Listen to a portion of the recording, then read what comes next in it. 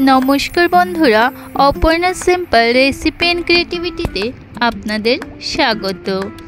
আজ আমি আপনাদের সাথে শেয়ার করব এগলেস কেক স্পঞ্জ রেসিপি। তার জন্য আমি এখানে বাটার মিল্ক তৈরি করে নেব।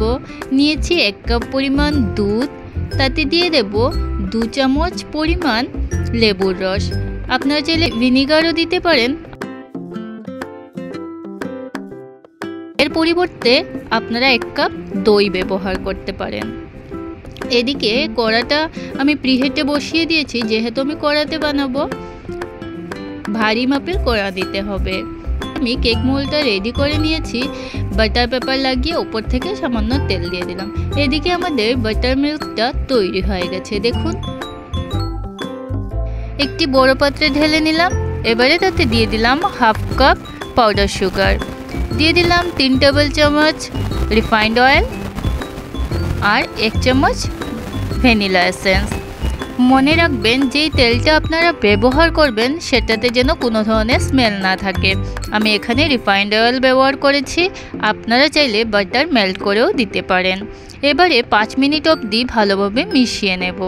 5 মিনিট মিশিয়ে নেওয়ার পর এবারে বাকি শুকনো উপকরণগুলো চেলে নেব। 1 কাপ ময়দা, 2 টেবিল চামচ milk powder, 1 teaspoon baking powder, 1/2 teaspoon baking soda.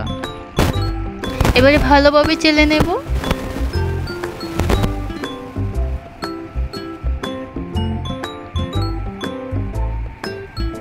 ভালোভাবে চাললে ব্যাটারটা ভালো হবে।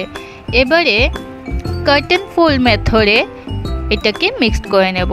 মনে রাখবেন ওভার মিক্স যেন না হয়, নইলে কেক কিন্তু স্পঞ্জি হবে না। ঠিক এইভাবে করে মিক্স করে নেব। আরও অল্প দুধ দিয়ে দিলাম। এখানে আমি টোটাল 1 কাপ আর 2 টেবিল চামচ দুধ ব্যবহার করেছি।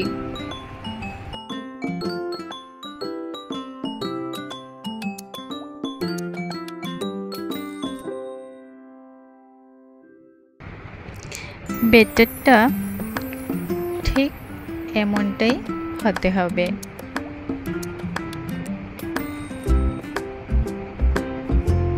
ব্যাটারটা তৈরি হয়ে গেছে, এবারে কেক মোল্ডে ঢেলে নেব।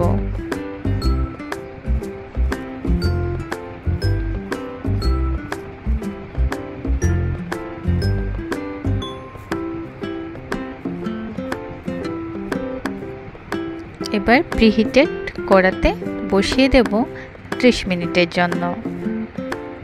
একটি কাগজ দিয়ে দেব যেন কোনোভাবে এয়ার পাস না হয়। 30 মিনিট পর আমাদের কেক হয়েছে কি না তা চেক করে নেব। একটি নাইফের সাহায্যে চেক করে নিলাম, নাইফটা পুরো ক্লিয়ার আসছে, তার মানে কেকটা আমাদের রেডি। দেখুন কি সুন্দর ফুলেছে। এবারে ঠান্ডা করে নেব।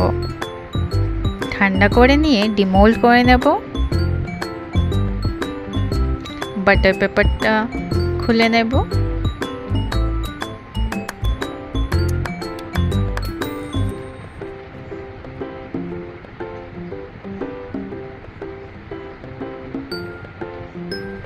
দেখুন কতটা স্পঞ্জি হয়েছে। পাশ থেকে দেখিয়ে দিচ্ছি। বন্ধুরা, যারা আমার চ্যানেলটিকে এখনও সাবস্ক্রাইব করেননি তাদের কাছে অনুরোধ রইল আমার চ্যানেলটিকে সাবস্ক্রাইব করার। ভালো লাগলে অবশ্যই একটি লাইক করবেন, কমেন্টের মাধ্যমে জানাবেন কেমন লেগেছে আপনাদের এই রেসিপি। দেখুন কতটা স্পঞ্জি, হাত দিয়ে প্রেস করছি নিজের থেকেই উঠে যাচ্ছে। এবারে কেটে দেখিয়ে দিচ্ছি।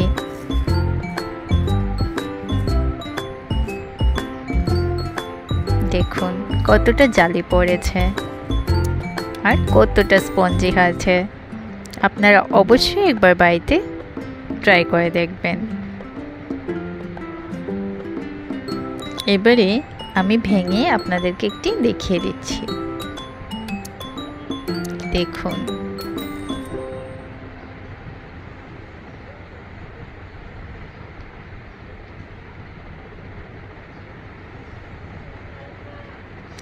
ভালো থাকবেন বন্ধুরা, সুস্থ থাকবেন।